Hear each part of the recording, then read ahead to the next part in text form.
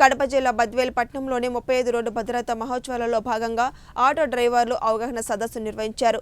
ఈ సందర్భంగా ఎంవీఐ శేఖర్రావు మాట్లాడుతూ పలు సూచనలు ఇస్తూ రోడ్డు నిబంధనలపై తీసుకోవాల్సిన జాగ్రత్తలపై అవగాహన కల్పించారు. ఇటీవల రోడ్డు ప్రమాదాలు అత్యధికమయ్యాయని, ప్రమాదాల నిర్వహణకు జాగ్రత్తలు పాటించాలని సూచించారు. అతివేగం పనికిరాదని, సూచక బోర్డులను గమనించకుండా మద్యం తాగి వాహనాలు నడపరాదన్నారు. వాహనం నడిపేటప్పుడు సీట్ బెల్ట్ తప్పనిసరిగా ధరించాలన్నారు. 35వ జాతీయ రహదారి మహోత్సవ యువశక్తి ద్వారా సామాజిక మార్పు ఏర్పడుతుందని తెలిపారు. ప్రతి ఒక్కరూ డ్రైవింగ్ లైసెన్స్ పొంది ఉండాలని అన్నారు. బండికి సంబంధించిన ప్రతి ఒక్కటి కూడా కలిగి ఉండాలని తెలిపారు. 35వ జాతీయ రహదారి భద్రత మాసోత్సవాల్లో భాగంగా ఈరోజు ఆటో డ్రైవర్స్ అందరికీ అవగాహన కార్యక్రమం కండక్ట్ చేయడం జరిగింది. ఇందులో భాగంగా ఆటో డ్రైవర్స్ అందరూ కూడా వాహనానికి సంబంధించినటువంటి documents, registration certificate, insurance certificate, pollution under control certificate, fitness certificate, అదేవిధంగా పర్మిట్ ఇది తప్పనిసరిగా ప్రతి వాహనదారుడు క్యారీ చేయాలని విజ్ఞప్తి చేయడం అయింది. అదేవిధంగా ఆటో రిక్షా డ్రైవర్స్ ప్యాసింజర్స్ని తీసుకుని వెళ్ళేటప్పుడు ఓవర్లోడ్ తీసుకెళ్ళకూడదని, అదేవిధంగా డ్రైవర్కి ఇరుపక్కల ఎట్టి పరిస్థితులను కూర్చోబెట్టకూడదనేసి వాళ్ళకి ఎడ్యుకేట్ చేయడం జరిగింది.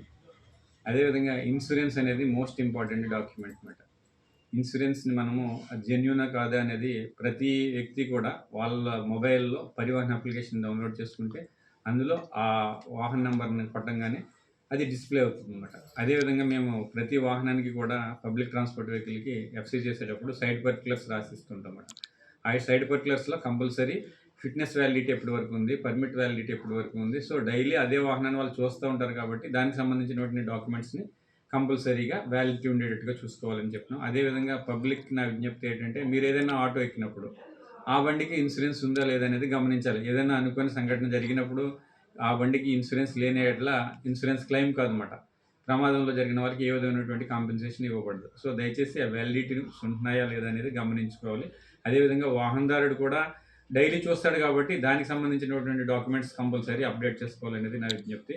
అదేవిధంగా రహదారి భద్రత అనేది ప్రతి పౌరుడి బాధ్యత. ప్రతి పౌరుడు కూడా రహదారి భద్రతా నియమాలు పాటించాలి. వాళ్ళు ఏ వాహనం నడిపించినప్పటికీ కూడా అది 2 వీలర్ అవ్వచ్చు, 4 వీలర్ అవ్వచ్చు, ట్రాన్స్పోర్ట్ వెహికల్ అవ్వచ్చు, నాన్ ట్రాన్స్పోర్ట్ వెహికల్ అవ్వచ్చు, అది మోటార్ సైకిల్ కావచ్చు, కారు కావచ్చు, వాహనం ఏదైనప్పటికీ కూడా ఆ వాహనానికి సంబంధించినటువంటి డాక్యుమెంట్స్ అన్నీ కూడా అప్డేట్ ఉన్నాయా లేదనేది ఒకసారి గమనించుకోవాలి.